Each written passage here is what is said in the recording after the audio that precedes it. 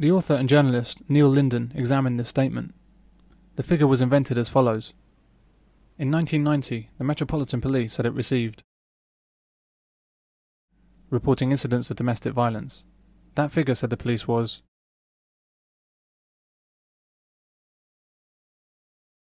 they took figures from 2 poverty-stricken boroughs, and poverty is one of the major causes of domestic violence, and extrapolated those figures across the whole of London. That's like standing in the Bishop's Avenue in London, one of the richest roads in Britain, and saying that because the average house on this road costs £5 million, then the average house in London costs £5 million. In 2005, the London Borough of Camden had 22 murders, but Kensington and Chelsea had only 4. Would the police choose to extrapolate the Camden figures across London and state that about 22 murders occur in each borough every year? Of course not. That statement would not only be inflated and plain wrong, but would also reflect rather badly on them. But for domestic violence, and only for domestic violence, they do generalise from the worst areas. Of these 25,000 calls, how many would you guess involved the same individuals more than once? How many complaints were of the threat rather than the reality of violence? How many incidents are reported by men living with women?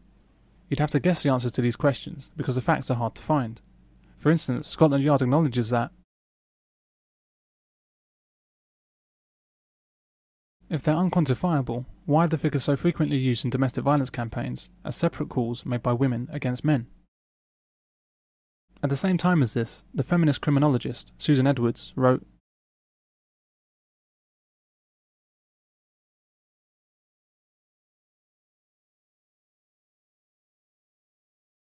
this woman had taken the police figure and more than doubled it. Sandra Horley, director of the Chiswick Family Refuge and one of Britain's leading experts on domestic violence, went higher. She wrote,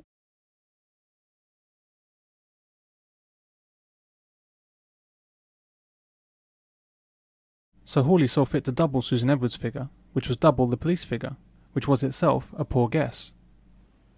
Rosalind Miles, bless her, then took Horley's figure even further.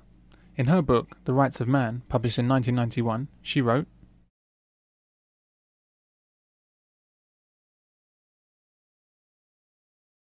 wow, so we've jumped, as if by magic, from about 25,000 phone calls per year to 100,000 women in hospital per year due to domestic violence.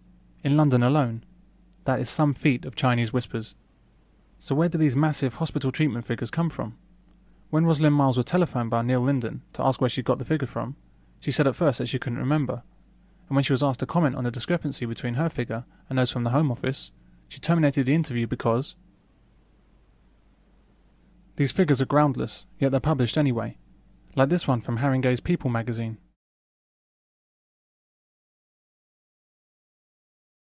Excuse me? A massive mother killer. I looked at the mortality figures for the UK. The government tells us that 2 women a week are killed due to domestic violence, but 350 women a week die from pneumonia.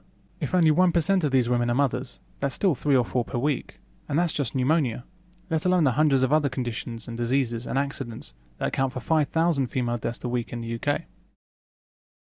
This article is worse than wrong. It's a lie. I emailed the woman that wrote this article to ask her where she got this shocking information from, but she didn't reply. Her name's Deirdre Cregan, and she's a domestic violence coordinator for Haringey Council. There's no possible justification for a domestic violence coordinator in Haringey, or anywhere else for that matter.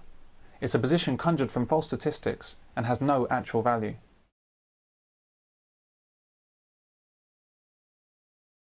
Yet the residents of Haringey in London are forced to pay for her salary and fund her pension, pay for her holidays and her staff, so that she can coordinate the huge problem of domestic violence in Haringey. A huge problem that doesn't actually exist.